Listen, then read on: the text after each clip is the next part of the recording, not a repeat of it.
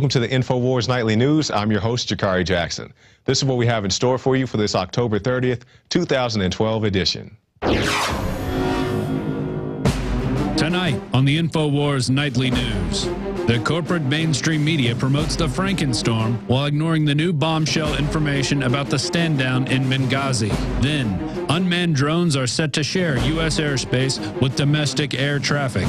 Plus, we air Dambadandi's prediction of a northeast natural disaster that was told to him by FEMA back in August. And finally, the zombies have attacked, but INFOWARS has the answer. All this and more on tonight's INFOWARS Nightly News.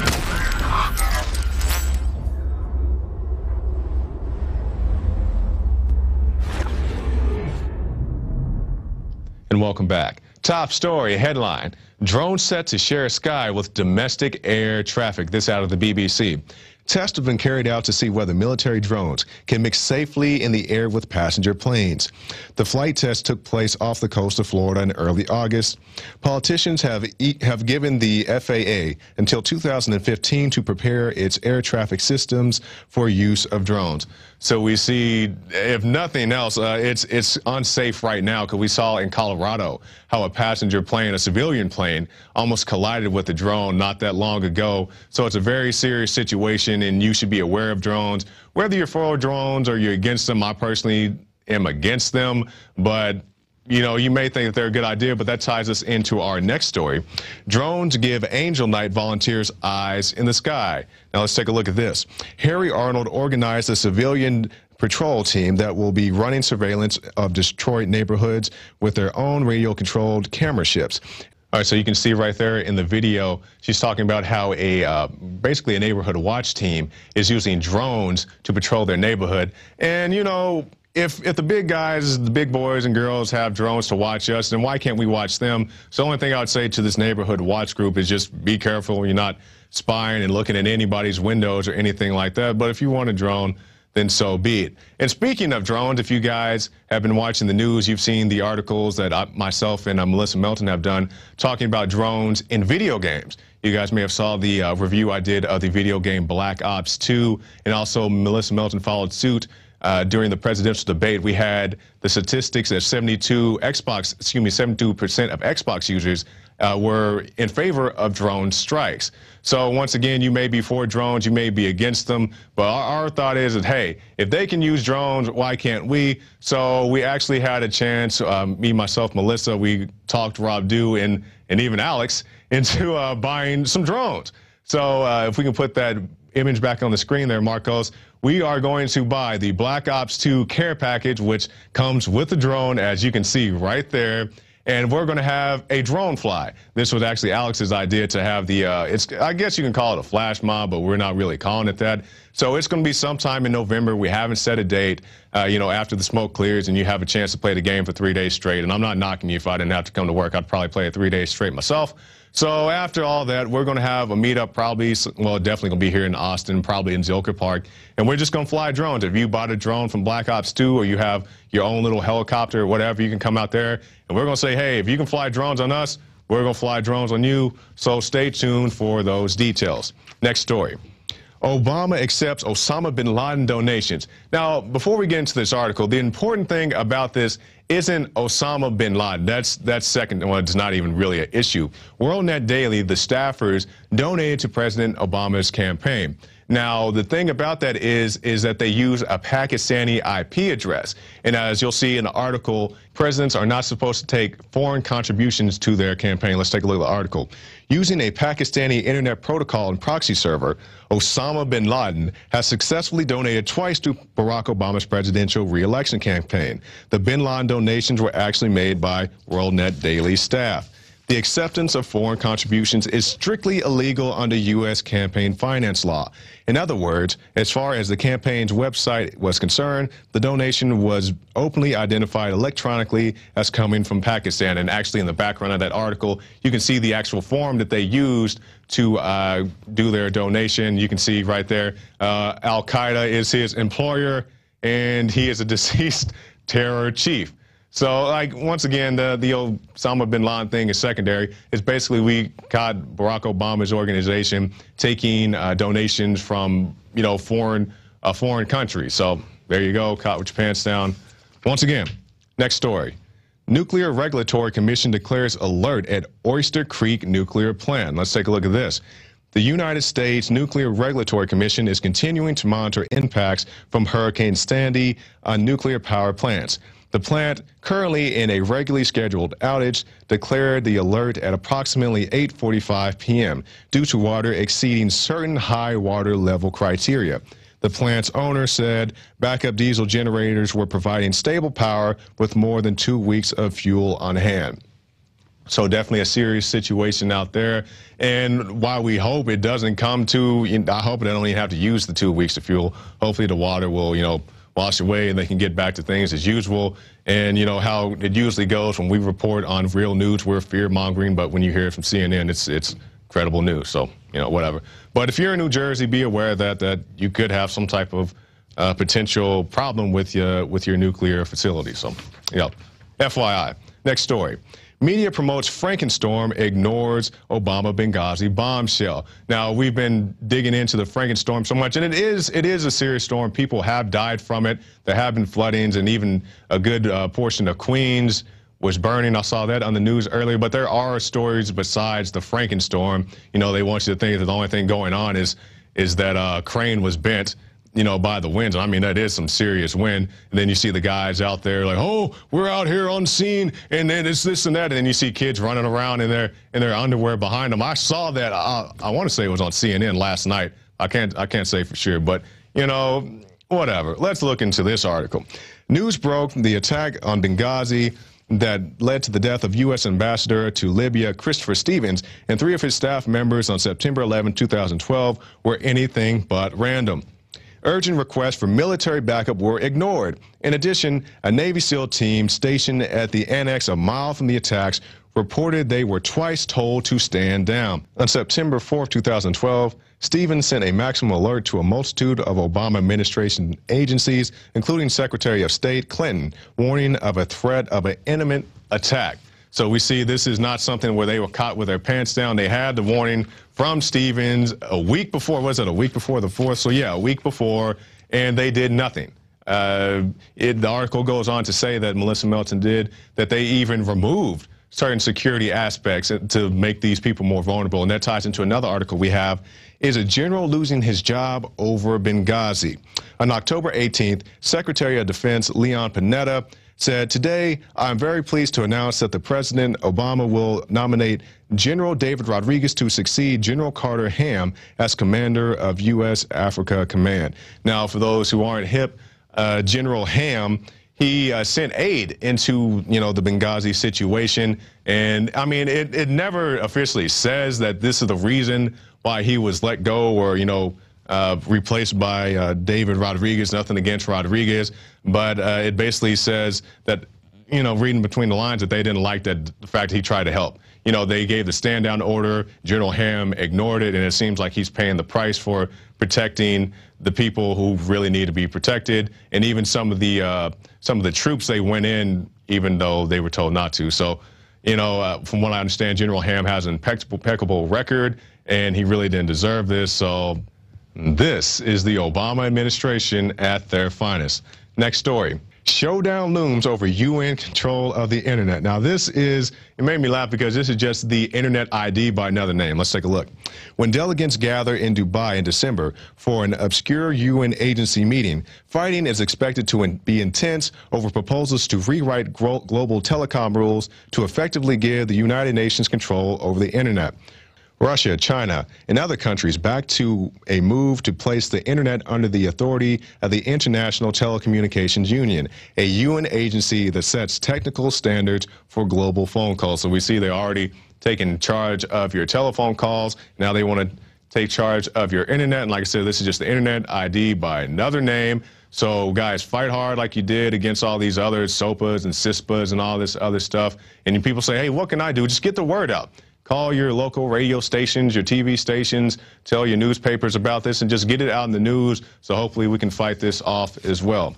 And our last story, Marines, police, prep for mock zombie invasion. This is a real article. This is not satire. This is a very real exercise. This is not some type of big costume party, said Brad Barker, president of Halo Corp, a security firm hosting the October 31st training demonstration. No doubt when a zombie apocalypse occurs, it's going to be a federal incident, so we're making it happen. I like what this guy says. He says when. He doesn't say if or possibly in some other dimension. He says when, no doubt when a zombie apocalypse occurs. So I don't know what this guy knows that we don't know, but I mean, this is so ridiculous. They're doing this on the taxpayers' dime. Now, I've been out to San Diego Comic-Con, and they have zombie walks. And so when I first heard about this story, it wasn't a big deal to me. They say, hey, they're doing the zombie thing. I'm like, so they do zombie walks in San Diego all the time as part of the festivities. You can actually see the video there. But, you know, Rob Dew, our producer, he's like, no. They have the Marines and Navy Special Ops and all these people involved. I'm like, why are they doing that? Because usually, like in the zombie walk you see there, they block off the street and they may have a few traffic cops out there just to make sure everything's going okay. But this one is like supposed to be some actual, some war game where they're going to have a VIP, probably some president type, who's going to be attacked by zombies. And now the heroic police and military, nothing against police and military, have to rush in and kill all these unwashed masses of zombies. And it's completely ridiculous. It's happening on your dime. And I mean, like I said, this is one of those things where a city has been desensitized to things. People, like, I don't know if you know, for some of my viewers, San Diego Comic-Con is a big entertainment convention, and people, comic book types and movie types and, you know, zombie fans and all, people dress up in full costume and run around. Nothing against that. But, I mean, the city has been desensitized to the point where now they're actually going to not just have a costume party. Well, it's not going to be a costume party, according to Mr. Barker. They're going to have some type of war game downtown San Diego, wherever it's going to be, to, you know, set you up for martial law. So, and I'm not saying San Diego Comic-Con is evil and they're in on it. I'm just saying that, you know, the people like the Halo Corp and whoever else have, you know, jumped on the tail end and say, well, if they're desensitized to zombies walking down the street, let's just go out there and have a war game. So there you go, zombies. And that actually ties quite well into our quote of the day. This from Robert Kirkman, the creator of The Walking Dead. Don't you get it? We are the Walking Dead. We are the Walking Dead. That from Robert Kirkman, the creator of the TV show Walking Dead, and also that is a comic book. Now, we've been talking a lot about zombies. If you guys have been watching, you've seen like the little zombie pieces we've done. People said, you're out promoting Halloween. No, we're out promoting the new INFOWARS magazine that you can get right now. The new issue, this says The Secret Life of Zombies right there. And you can see it on your screen as well. Got some great information, another great magazine from our magazine crew. So definitely be sure to check that out. And also check out PrisonPlanet.tv. It supports our broadcasts. If you are watching this on YouTube, we definitely appreciate your support. But if you really want to support us, check out PrisonPlanet.tv. Get yourself an account. It helps our broadcast, and you can share that with up to 5 other people. So definitely be aware of that.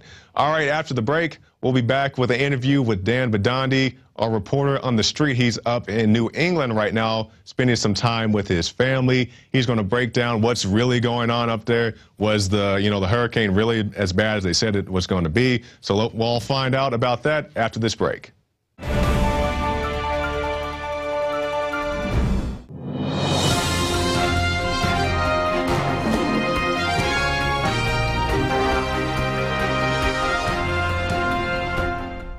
Alex Jones here reporting on a virtual army of out-of-control zombified yuppie sheeple marching around everywhere chanting mainstream media slogans. We're here reporting on this epidemic that is spreading and the mass murder of psyche and critical thinking everywhere. A worldwide phenomenon of trendies becoming more and more mindless and being in zombie-like trance states, worshiping mainstream media, American Idol, and Justin Bieber. Is there any way to awaken them? Is there any cure to this virtual madness, the mass murder of the mind and critical thinking? Second Amendment bad. You poor zombie. Here, you need this.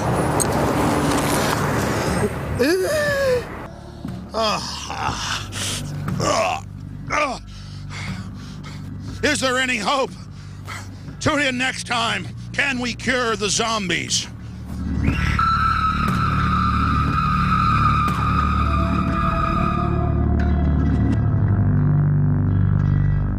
The presentation you have just witnessed is a test. Are you conscious? Are you aware that you are being manipulated? Or have you descended into a dreamlike zombie state that much of the public is suffering from? In the power-packed November issue of INFOWARS magazine, we detail, with the scientific facts in 4 separate articles, the proof that the public is being brainwashed. Our brainwaves are lowering, our IQs are dropping, and we are being turned into nothing more than biological androids. You can buy copies of INFOWARS magazine at cost in bundles of 10 up to 100 and give them to your friends and family. It's time to shake humanity out of the trance that they're in. And the November issue of INFOWARS magazine is designed to do just that. Sign up for a subscription or secure copies at cost in bulk today at InfoWarsStore.com.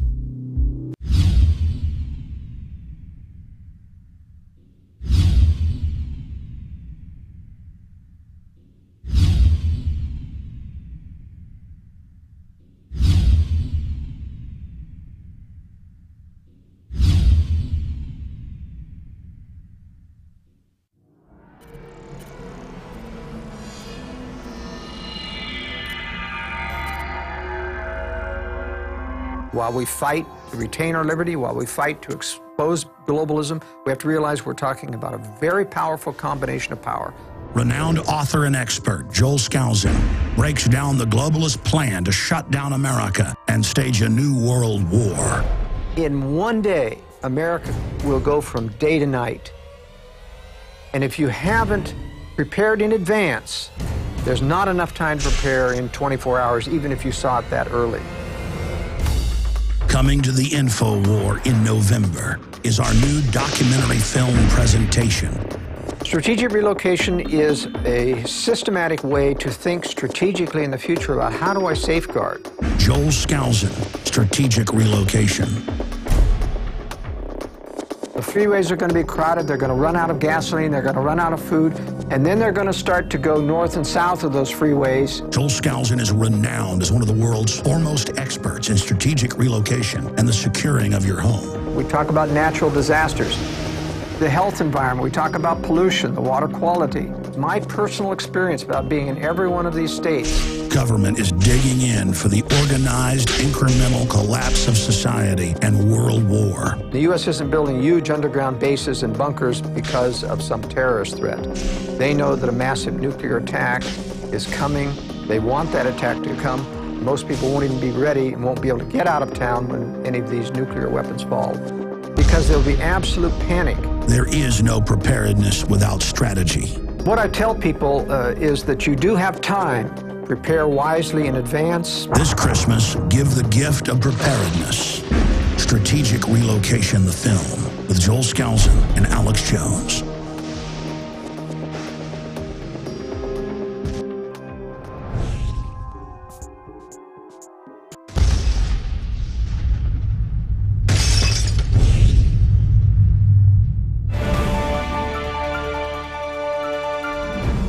And welcome back. We're joined now by our reporter in the field, Dan Badandi. He traveled up north to New England to see his family over the past weekend, and lo and behold, there happened to be a hurricane. So he's out in the field, and unlike those other networks where they send a reporter out with an umbrella in the middle of a storm, and they're like, we're out and reporting live, he's safe at home with his family and his child, and they're doing quite well, and he's going to break down what's going on and also some information he got from a FEMA source. So he joins us now, Dan Badandi. So how you doing, Dan?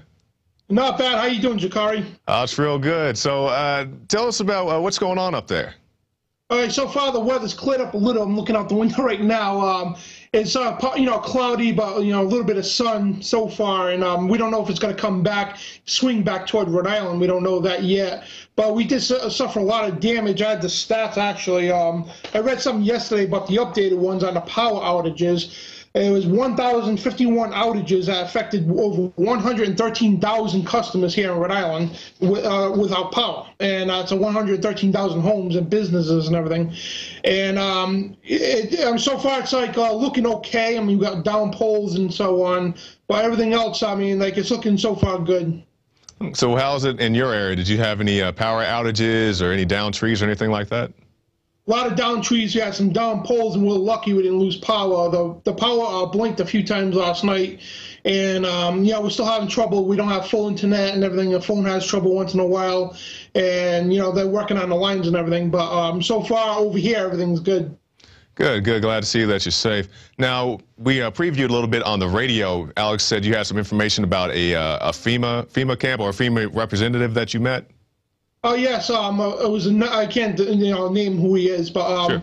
When I traveled to Austin last July, I thought it was August, but I checked. It was last July when we all went down there after the reporter contest.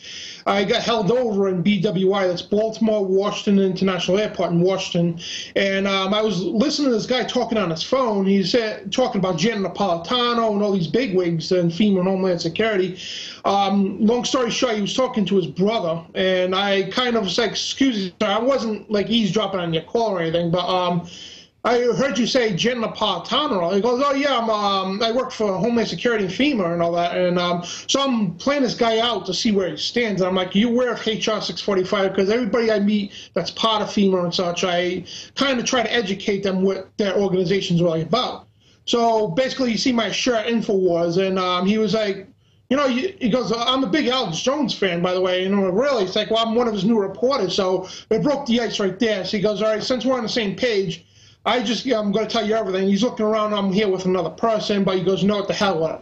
He goes, "I'm going to tell you everything, what's going on." He goes, "I got called here this morning to get on a plane right away and to arrive in Washington, D.C. because there is disaster drills coming. There's something big down the pipe," he was saying. And he goes, "We got called here. I'm going back home now." And he goes, "We got called here in Washington for emergency meeting." That was Janet Napolitano and all these other bigwigs in Homeland Security and FEMA and all that. He says, "I'm a ground transportator coordinator." And he's also, actually, I won't say where else he works because they can put the connections together, but he's a transportation coordinator for FEMA as well. And he was told, I know it said the InfoWar bomb, the money bomb I said was 10,000. No, it's 20,000 Metro City buses that hold up to 60, 65 people in regulation. But they said they could jam at least 100 people in there if they had to. Right. And his job was to organize over 20,000 of these buses for the evacuation of the East Coast. And he was saying, we don't know what's going to happen, because he goes, again, they don't tell me everything, but he goes, I've been with Homeland Security for 17 years or whatever it was, and he says, I'm still with Homeland Security because I was going to quit a few times, but people said insider people are more important. You have to relay this information, so that's why he stood with Homeland Security. And you know, he's a big fan of Alex Jones as well, and he was telling me all this information, showed me documents. He was supposed to email me some, and I tried all three of his numbers. I can't get a hold of this guy. I hope to God that this guy didn't get caught or anything, because he was there with other FEMA officials as well. And he was showing me documents on the internment camps as well. He told me, this is what exactly he told me. He goes, they're going to have military exercises up in your area, up in New England. And they're going to be on natural disasters and communications loss, power outages, and so on. He goes, within the next couple of weeks. He goes, that's what I got told. He showed me in the manual. And I told him about an internment camp up in Massachusetts, and you know, Fort Devens FMC, and he actually flipped to the pages and showed me the exact camp I was talking about, and pointed out two other ones in the area as well.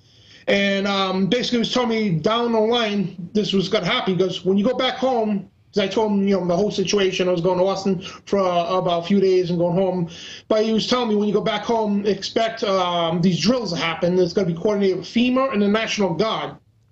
And sure enough, when I got home, the mainstream media, now they only acknowledged us that day. They said, and they acknowledged that was one site that they were training from.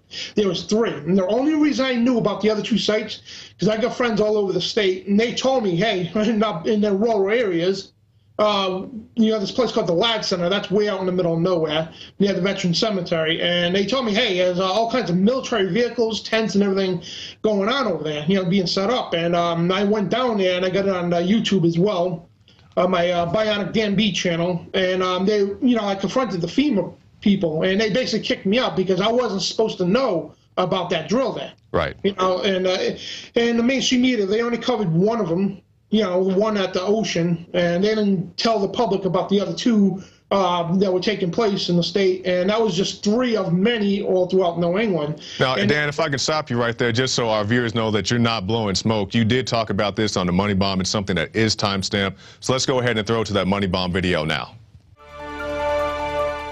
When I was flying down here from Rhode Island, I stopped in BWI Airport for a layover, and my flight was delayed. So I'm sitting there, and one of the guys was talking, some guy was talking next to me on his phone. I heard him mention Janet Napolitano, blah, blah, blah, Homeland Security, and he worked for it. So I'm like, all right, let me ask this guy some questions. So he gets off the phone. I'm like, hi, how you doing? It's like, I couldn't help overhearing you talk about Janet Napolitano and all that. He goes, yeah, I work for FEMA. I'm a grounds transportation coordinator for FEMA and Homeland Security. And he's in it, I'm trying to test this guy out, see where he is, well, long story short, he learned that I was going to be a reporter for Alex Jones, whatever, and he's on the same page. He says he's been listening to Alex for God knows how long, and he's been working with FEMA and Homeland Security for about 15 years. And he wants to stay on the inside, but he told me right out, he goes, since we're on the same page here, he goes, there's going to be martial law coming soon. He told me this. He goes, the reason why I'm here in Washington, D.C., BWI, Baltimore, Washington International for, they called an emergency meeting. They called an emergency meeting for us to be here. He goes, now they don't tell me everything because I'm just a ground transportation coordinator. So what he did was, he opened his briefcase. Now, before he gets to that, he was explaining to me. They are going to pull the plug for martial law. They called a meeting this morning. We had to be in Washington ASAP.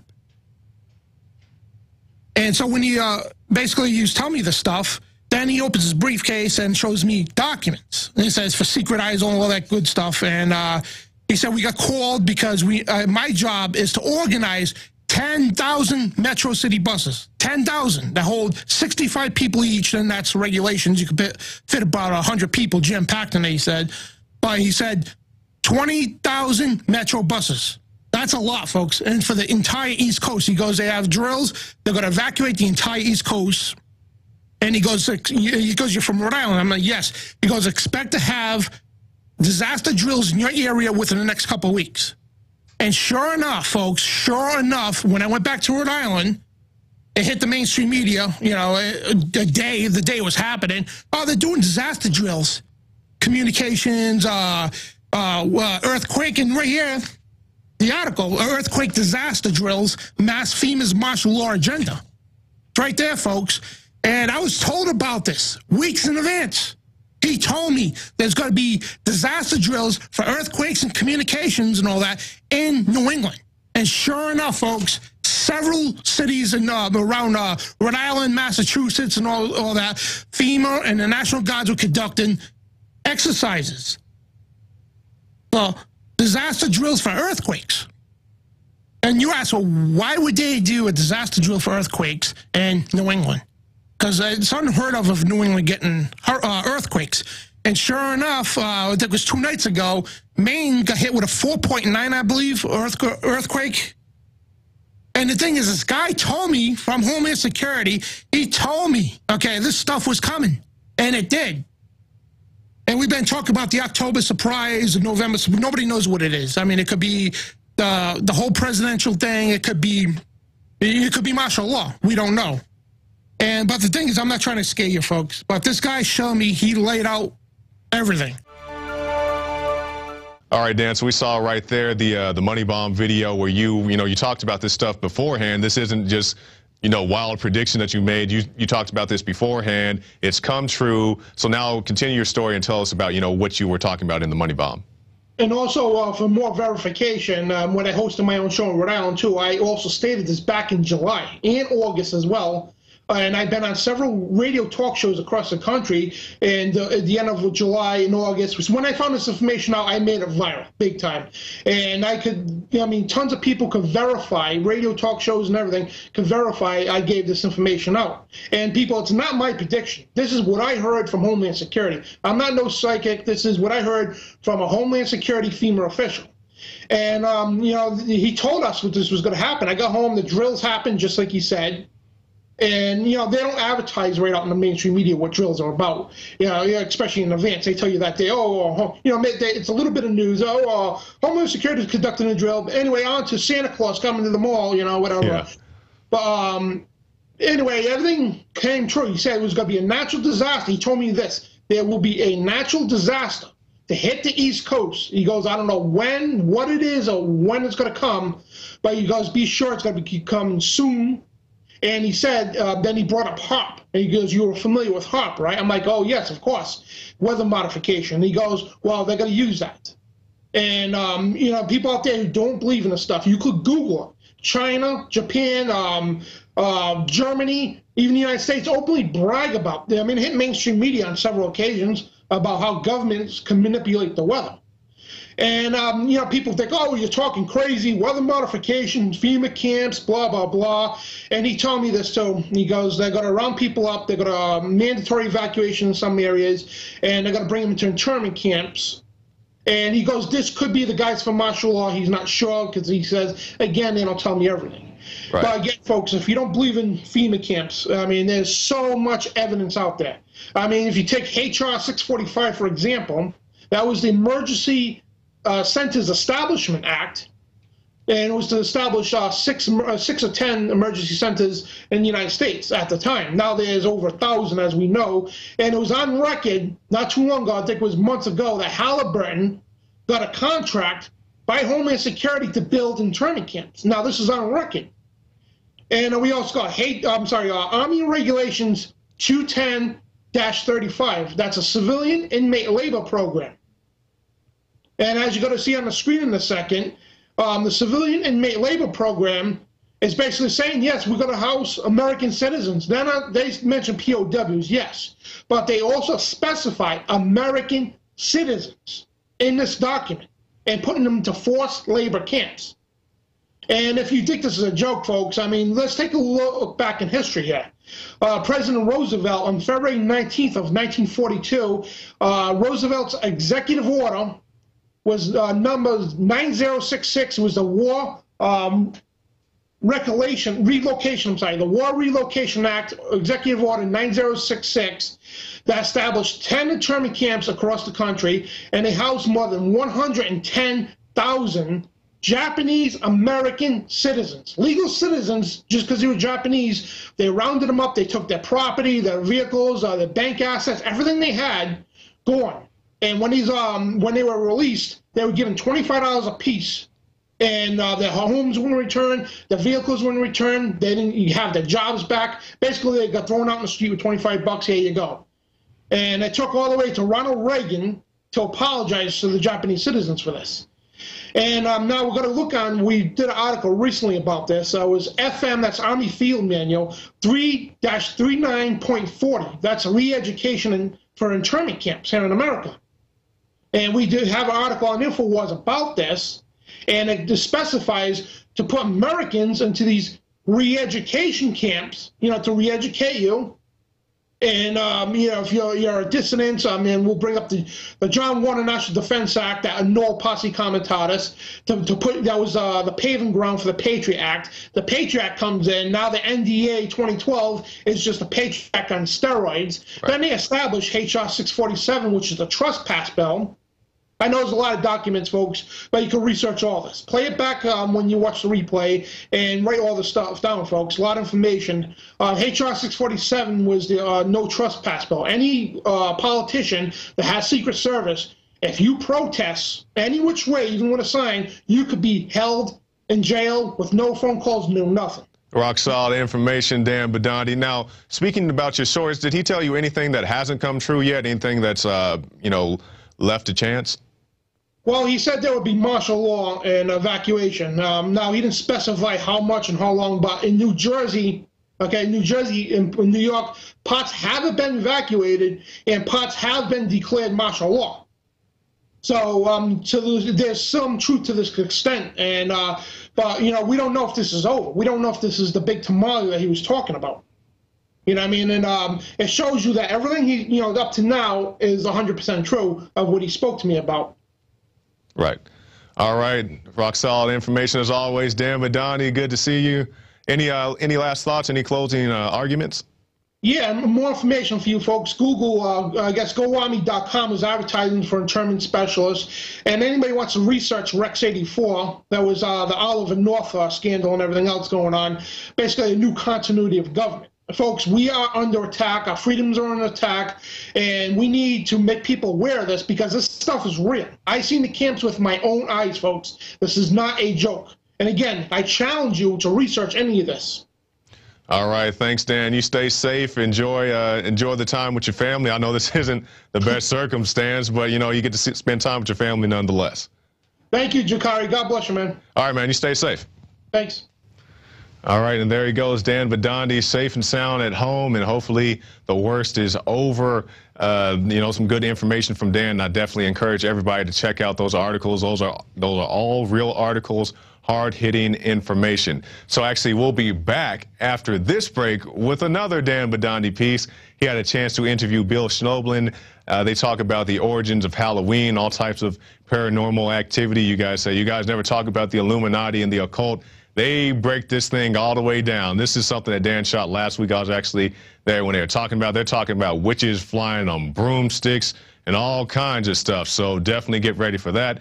And don't forget, new INFOWARS magazine. You've guys seen the new advertisements we did with Alex and crew, where we went out, well, they went out and they did a bunch of zombie footage, and it talks about the secret lives of zombies, and, you know, not about zombies, but, you know, the kind of zombies that are brainwashed by TV and other types of things. So definitely get this out.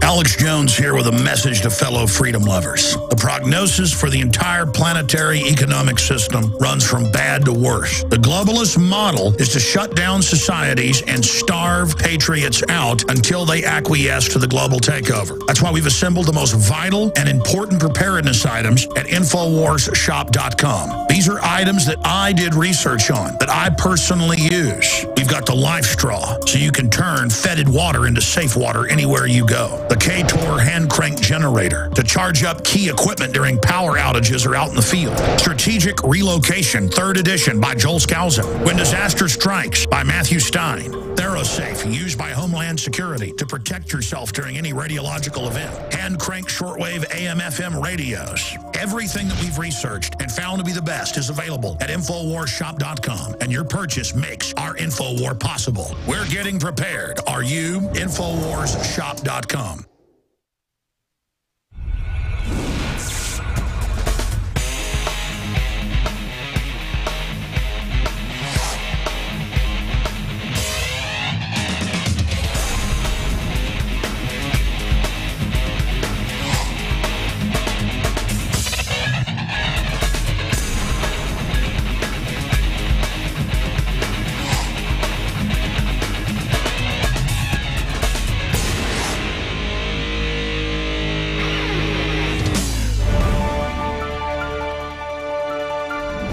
Hi, this is Dan Badani reporting a special segment of the INFOWARS Nightly News on our October 30th, 2012 edition of the Nightly News, and our special Halloween report.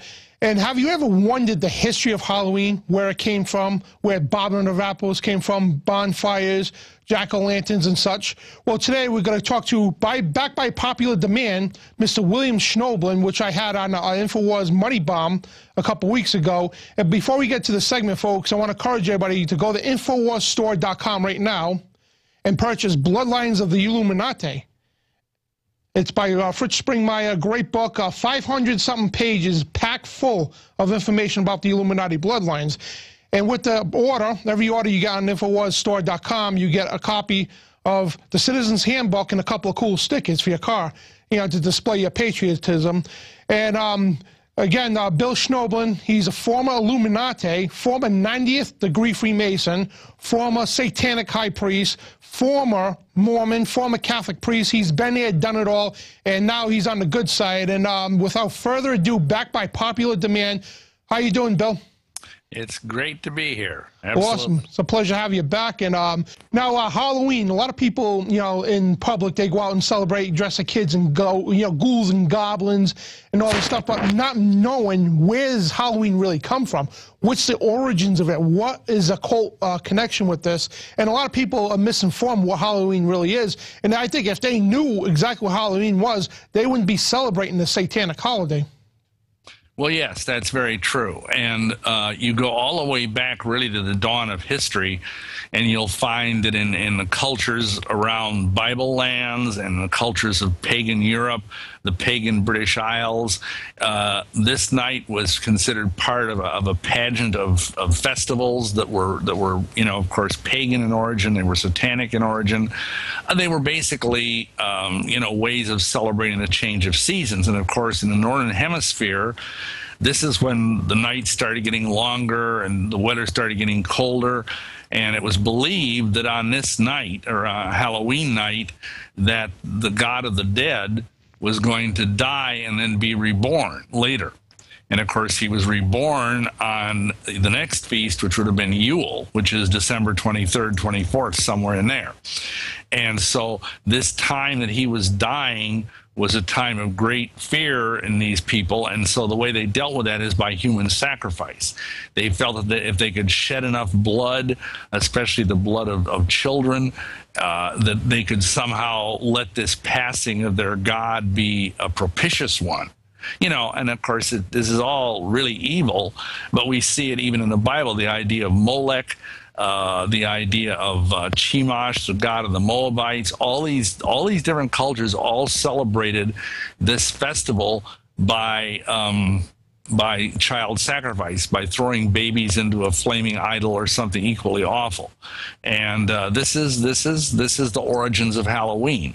And the problem is that even to this day, it is still a high satanic holiday. It's still a high witch holiday.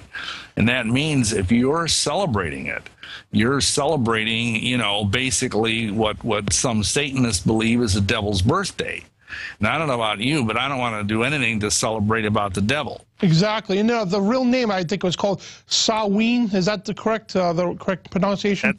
Yeah, in the Celtic British Isles, yeah, Samhain. It's spelled S-A-M-H-A-I-N, but we say it as Samhain.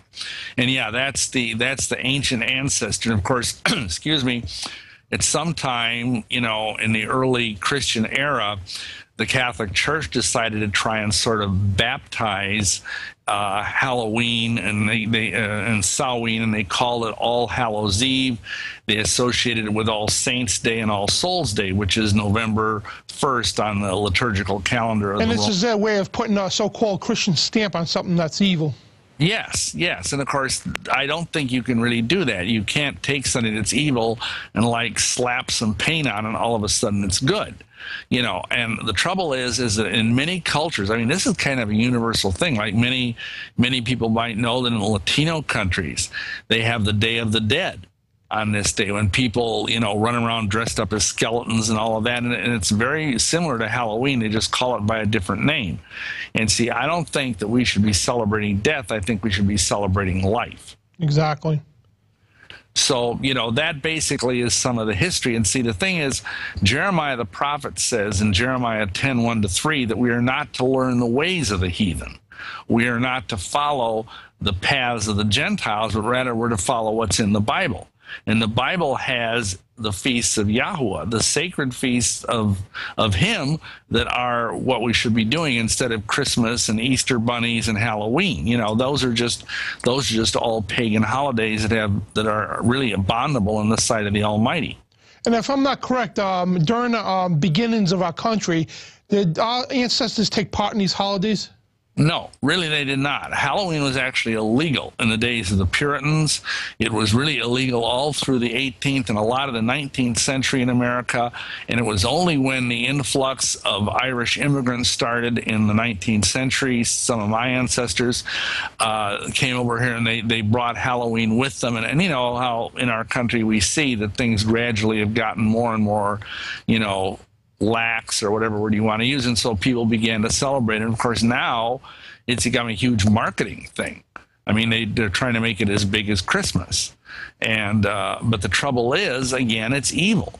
And I would just like to share briefly why I'm so passionate about this. I had a personal experience with Halloween when I was 10 years old, and I was out trick-or-treating. And this was, you know, way back before there was anything really sinister about it. You know, I think I was dressed as a little clown or something, going door to door getting candy. And I actually was walking down the street. It was Halloween night, beautiful October evening in the Midwest. And I looked up. And as I looked up, I saw the sky was just full of demons. And just black, leathery things with red eyes. And their eyes just stared into me. And I could feel something unclean hit my soul at that moment. And I believe at that moment my soul was defiled by the demonic spirits that surround Halloween. And, you know, after that, I can look at my life, even as a young child, that I gradually began to be interested in the occult and, you know, various weird things. And by the time, of course, I was in college, I'd become a witch.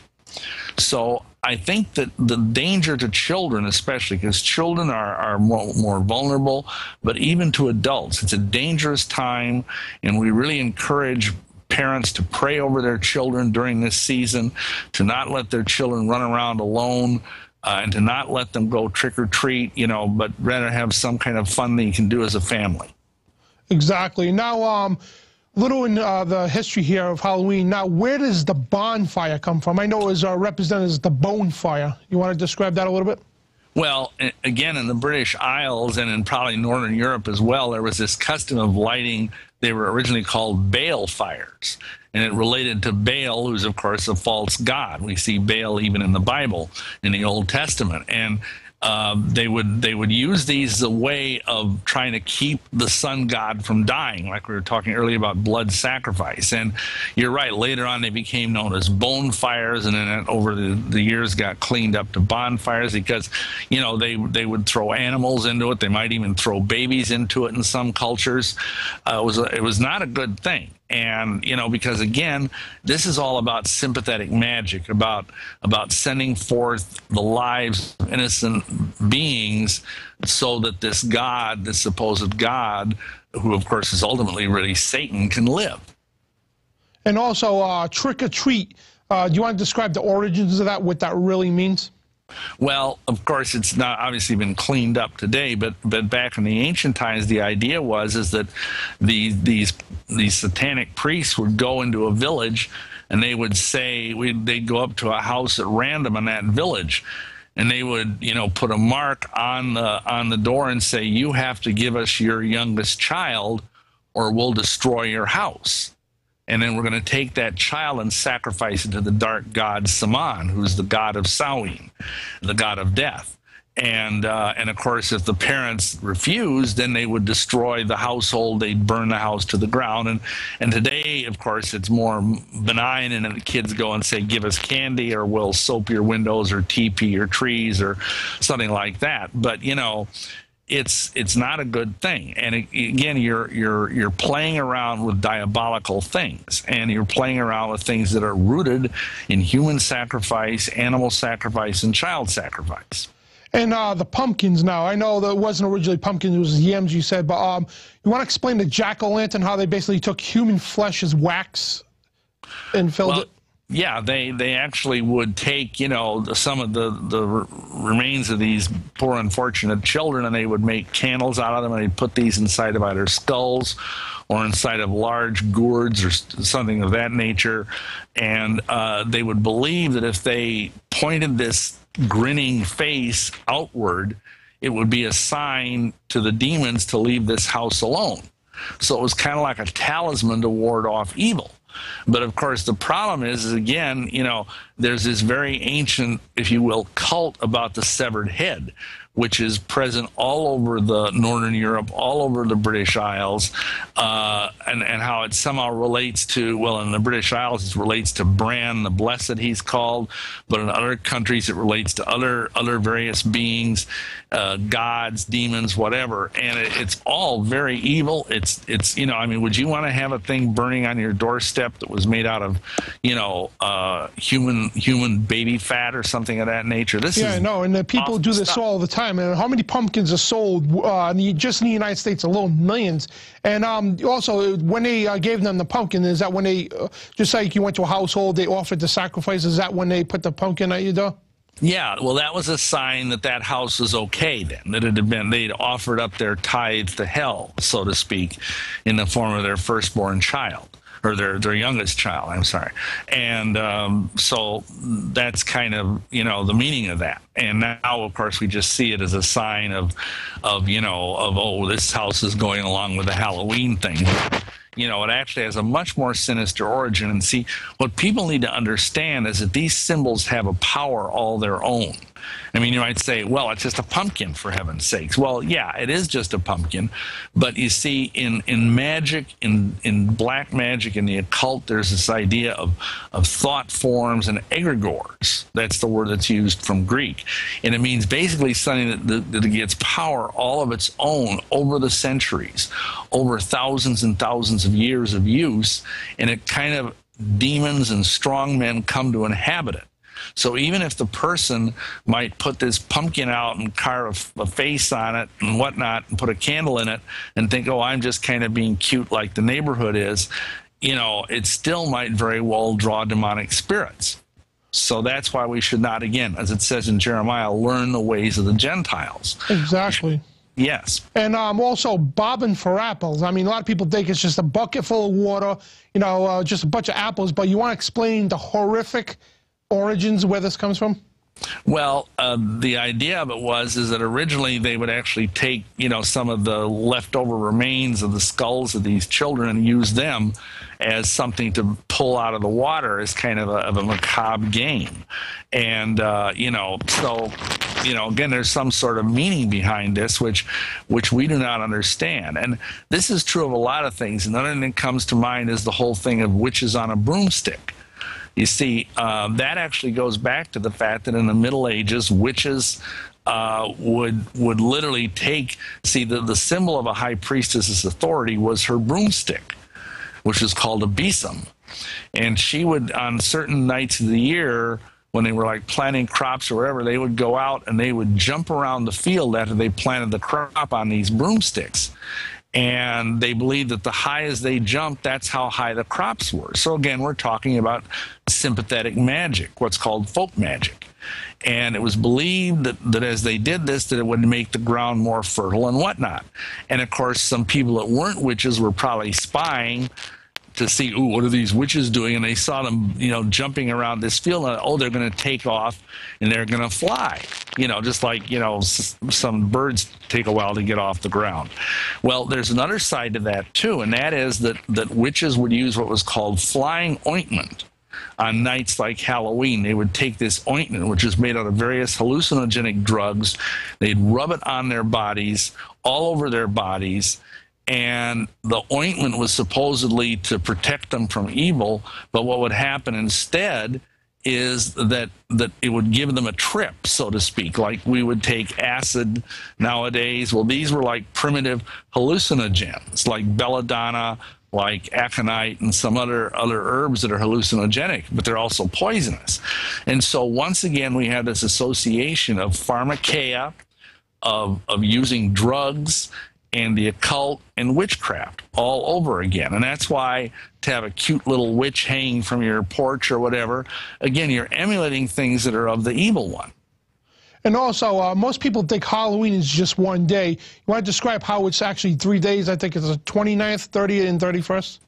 Well, it's what in the occult it's called an orb.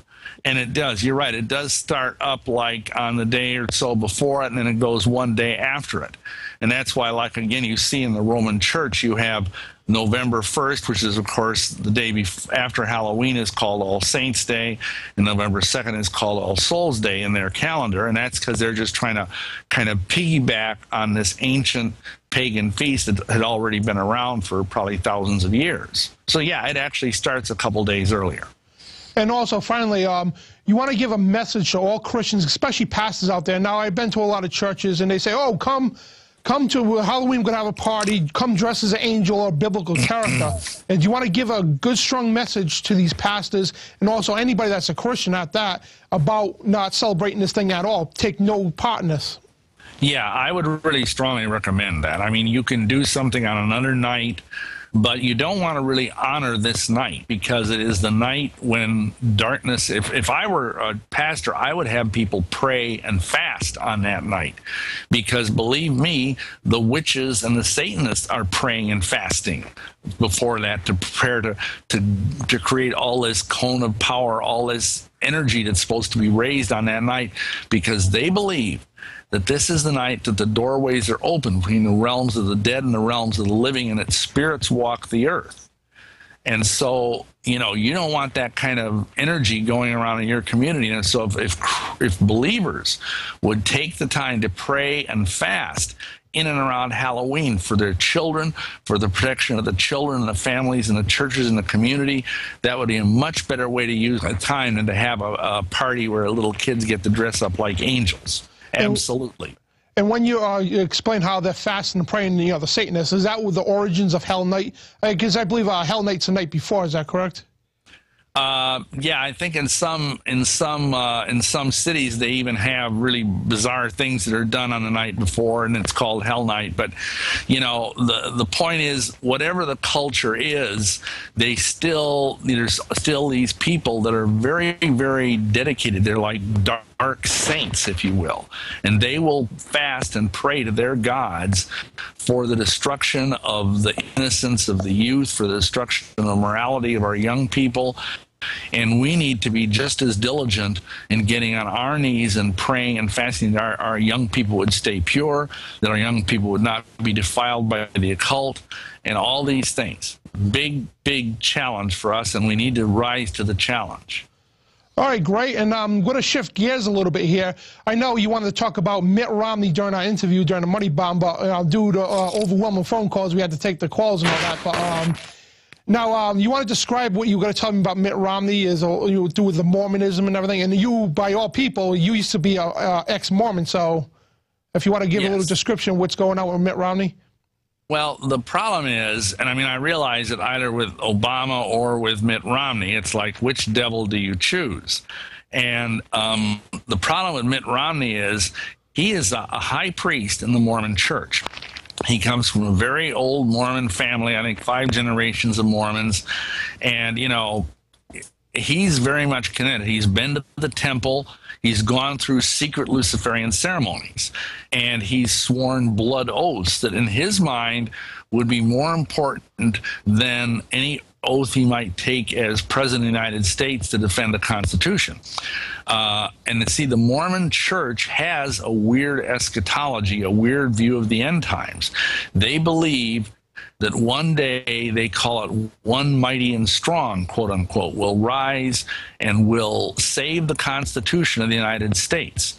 And among Mormons for many years, back when I was a Mormon, which was in the early 80s, they were talking about this, that one day we will have a Mormon become president. This is what they were shooting for, even way back in the 70s and 80s. And when that happens, then we will make him the prophet, and he will become a benevolent dictator over America. And the Constitution will be done away with, and we'll bring in what's called the United Order. And if you look that up, you know, on Google or whatever, as what the Mormon Church teaches, the United Order is a communist society where everybody owns everything in common, kind of like a commune or a kibbutz, except on a national level. And this ain't good, because it means that the Mormon Church would basically be running the country. And people say, oh, well, that's just science fiction. Well, Not entirely. This is what they believe. And of course, a lot of what Mormons believe sounds like science fiction. They believe they can become gods. I mean, Mitt Romney thinks that he one day will become a god and his wife will be a goddess, and they will reign over many planets and have many, many spirit babies, millions of spirit babies. This is Mormon doctrine. I used to believe this stuff. And the problem is there's a dark side to Mormonism. Because if you actually go through the temple, which I have done many times, you will see that most of the key doctrines in the temple are actually taught by a guy dressed up as Lucifer. And there's so much Luciferian stuff involved in the temple that it's really kind of scary. You know, you look at the Salt Lake Temple and some of the earlier temples, you'll see they're covered with pentagrams. They're covered with all-seeing eyes. We did this one DVD called Mormonism's Temple of Doom 2011 edition, which we have on our website. And we have pictures there of all of this creepy stuff, high-quality photos of inverted pentagrams. And I'm sure many of your viewers know the inverted pentagram is a symbol of Satan, upside-down, five-pointed star. And this is not good. You know, this is the energy that's behind Mitt Romney. As nice as he appears, and I'm not saying he himself is like a devil worshiper or something. He may be, he may not be. That's between him and his God. All I know is I've been told by, because I have sources inside the high levels of the Mormon Church, and I've been told that he's very much plugged into the Illuminati, to the Bilderbergers, to all of these, you know, high level, you know, conspiracy types. And I don't know what would happen if he became president. I mean, I can't tell anybody how to vote or not vote, but I just think we need to really be on our knees praying and fasting for our country during this critical time, because we're in trouble like we've really never been in trouble probably since the days of the Civil War. Exactly, and now, you know, a lot of people out there say, oh, we got to vote for the lesser of two evils. But they don't understand. I mean, I have friends and family that didn't even know people like Gary Johnson and other candidates are actually on the ballot, because what the mainstream media does during their debates is only Romney and Obama. And Romney and Obama, I don't think there's any difference between the two. I mean, these people are warmongers. They support unconstitutional laws like NDA 2012, the Patriot Act, HR 647, and so on, and war with Iran. And what do you see coming out of this election here?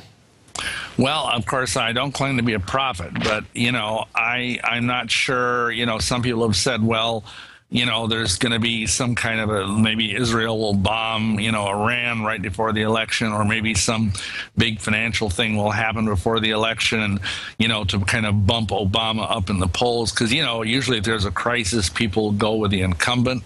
The October surprise thing, I don't really know. I mean, to me, I just offer this up to Yahweh, to the, you know, the head of the universe, and say, you've got to straighten this country out. Obama can't do it. Romney can't do it. Only going back to the Bible can do it. Exactly. And we're in big trouble. And we found out a week ago that Romney's family, his son Tag and his brother Scott, purchased, I forget the name of the company that makes the voting machines. They purchased all the, you know, the voting machine companies, and having a big problem up in Ohio, I guess. Under court order, they're supposed to have early voting, but they're not actually doing it, because they're claiming that in Democratic areas, the voting machines ain't working. Huh. You know what I mean? It's just a bunch of scandal going on. But you can see equally on both sides how they're trying to throw this election. Oh, well, yeah. Yeah, I mean, that's the trouble. At the highest levels, this government is run by the Illuminati. I mean, I think your listeners probably understand that, because when I was in this organization years and years ago, I was told that when a new guy is elected president, you know, whether it's Obama or whoever, that he walks into the Oval Office for the first time and there's a guy standing there who's one of the 9 unknown men. And he basically sits him down and says, this is the way it's going to be. You're going to do this, and you're going to do this, and you're going to do this. And if you don't do this, look what we did to Nixon. Look what we did to Kennedy. We can do it to you, too. And so, you know, it's like, it really doesn't matter, because there's a puppet master behind the scenes that is running the show, whoever happens to have the title of president. Exactly. And a lot of people out there are already aware that, you know, the presidents are puppets. But, you know, like you said, where they get their marching orders from is the hierarchy of the world's elite, which is the Illuminati. And And lastly, do you want to explain basically how the Illuminati, how they're funded and how they actually affect all the countries, like the presidents, the kings, the queens, and so on? Well, of course, it's traditional that in every generation, if you will, of the Illuminati, there's a Rothschild involved, and of course the huge banking dynasties, all of those banking concerns, starting with the Rothschilds. I mean, they've been creating money out of thin air, like as long as at least since the days of the Federal Reserve being started. They just make funny money all the time, and they fund it that way. They fund it through drugs. They fund it through war machines. That's why every time there's a war, I mean, guess who's making all the profits? It doesn't matter what countries are fighting. The profits are being made by the Illuminati, and it's drugs. But ultimately, these people feed on power. That's the thing people need to understand. And when you join an organization like the Freemasons or the Mormon Church or any other false religious system, Jehovah's Witnesses, whatever, you're funneling spiritual power, occult power, if you will, the power of your own soul, your nefesh in Hebrew, into the devil's battery, if you will. And that's how and of course, like I mentioned at the beginning of the show, you also have blood sacrifices are used to raise power. All kinds of things are done. But people need to realize that if they aren't in the army of Yahuwah, they're, without knowing it, in the army of Satan and in the army of Illuminati, except maybe they're just down at the bottom and they're cannon fodder. That's what Freemasons are. The typical Freemason is just cannon fodder for the devil. That's all they are. And they don't even know it, most of them. Exactly. And you want to explain basically in the early part of this country how, George Washington in his farewell address warned us don't get involved with political parties, and how basically the Freemasons and the Illuminati created the Republican Democratic Party to divide people to the right and the left, which also ties into occultism. Now, in the cult, you ever see that movie Pan's Haunted Labyrinth? Now, the kids had a choice. You take the red door, which was the red, the right door, and the left door was blue. And this relates into politics. You got the red, represents the right side, and the blue is the left side, and this is the occult as well. Do you want to give your take on basically how the Freemasons planted the Democratic and Republican Party here in the United States? Well, yeah, because that's kind of Masonic doctrine. If you look at the Masonic temple, they talk about how you have this black and white checkered pavement on the floor of the temple, and that represents this dichotomy, this false dichotomy, like you say, between left and right, between Zionism versus fascism, between capitalism and communism. That's how they work, or between left and right, between Democrat and Republican. All of these different things, they're all just a shadow play. And the reality of it is that both sides are being run by the same guy. But of course, you see, the word devil comes from the Greek word diabolos. And diabolos means to divide. That's the root of that word. And that's what the devil wants to do. He wants to divide us. And of course, we've seen our country right now become more divided than it ever has been, again, probably since the Civil War, between, the rich and the poor, between the conservatives and the liberals or whatever. And that's what the devil wants, because he knows, the cliche, divided we fall, united we stand. And we need to get together under Yahuwah, under the supreme, deity of the universe, and join under him and under the Bible. Because if we don't get this nation back on biblical track, it's going to be toast. And it is. And I mean, look at Mitt Romney now. I think what he did was, Paul Ryan, I think he's supposed to be a Catholic, whatever. But you notice how they always bring in a vice president that appeals to the public, like they wanted a woman in the White House. So, 4 years ago, John McCain brought in Sarah Palin. Even though they didn't win, whatever, but appealed to the American citizens. And he's doing the same thing because he knows, the Christian movement's big and the truth movement's big. So he's hijacking this by bringing in a young Paul Ryan that claims to be of God and all that, just to, go after the true conservatives and say, hey, you need to vote for me because we're going to turn this country around. Mm-hmm. Oh, sure. Yeah. And I mean, you see that a lot. And of course, that's just politics. And I'm not knocking Paul Ryan. For all I know, he might be a very, godly individual. But, I do know, of course, if he's a Catholic, there's some spiritual issues there, which, is another discussion. But even though I was born and raised Catholic, there's a lot of spiritual bondage in that religion nowadays. And perhaps that's something we can talk about another time with the Jesuits and all that. But, it is something where they're just deceiving us. They're giving us, really false hope. And instead of putting our hope in the Democrats and Republicans, we should be putting our hope in Yeshua and in his gospel and in his truth. Exactly. And just say Paul Ryan was legit. He was constitutional, was a good guy, whatever. But people don't understand, which they're trying to soak everybody's vote. But they don't understand. Paul Ryan has no say what goes on. It's Romney and the puppet masters that have a say. They just bring in vice presidents, just appeal to the public to just to grab their votes. Absolutely, it's like I said, it's a shadow play, and all we can do is pray that the light of heaven would shine and drive out the shadows, because that's what it's going to take. And that's why I'm saying we need to pray for. We've had some great revivals in this nation, starting with the Great Awakening, over 200 years ago. And we can have great revivals again, but we need, believers to be on their knees, fasting and praying for this nation like never before. Exactly, Bill. And, we've got two evil demons. I don't think ever through the history of our presidency elections have we had two monstrous demons going head to head for the title of presidency. I mean, these people are evil. I mean, like you got Obama so-called fulfilling the Muslim prophecy. Now you have Mitt Romney supposedly fulfilling the Mormon prophecy. I mean, you're seeing end-time stuff here. And yes. In your final take on, just both of these guys. Well, the fact of the matter is that Islam and Mormonism are two sides of the same coin. They both come from the same source, which is Satan.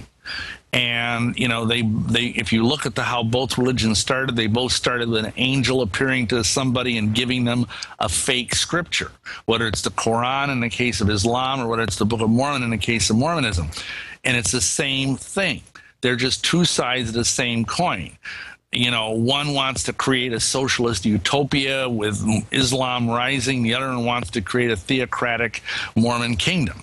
And, either way, you're in trouble. So we need to pray for the Almighty to give us a third alternative, which is his reign. Exactly. And we see the end times coming for sure. But, Bill, once again, I want to thank you for your time. And you got 30 seconds in closing here. If you want to promote your website once again. Absolutely, yeah. Please check out our website. We've got a lot of materials on this topic. It's withoneaccord.org, withoneaccord.org. Thank you. Thank you, Bill, and God bless you, sir. You too. And that was William Schnoebelen from withoneaccord.org. Great books. I mean, I've been a fan for this guy for many years. He's got great documentaries on YouTube as well, exposing the Illuminati from within, and other documentaries you can see from the Prophecy Club and so on, because he goes all over the country and does seminars. But, folks, that will conclude October 30th, 2012 edition of the INFOWARS Nightly News. And don't forget, folks, InfoWarsShop.com, and purchase Bloodlines of the Illuminati by Fritz Springmeier. Great book. I mean, if you want to know about the bloodlines and everything else of the Illuminati. And once again, you get stickers, and these cool stickers for your car, and a nice pocket Constitution Citizen's Handbook. And, folks, once again, thank you for tuning into the special Halloween edition of the INFOWARS Nightly News. Please fund us, folks. We need you basically to join INFOWARS.com's PrisonPlanet.tv subscription. And you get 5 extra passwords, folks, you can give to your friends. So it's 6 accounts into one. $5.95 a month, folks. That's all. And it funds the operation as you see here. And once again, this is Dan Padandi for the INFOWARS Nightly News.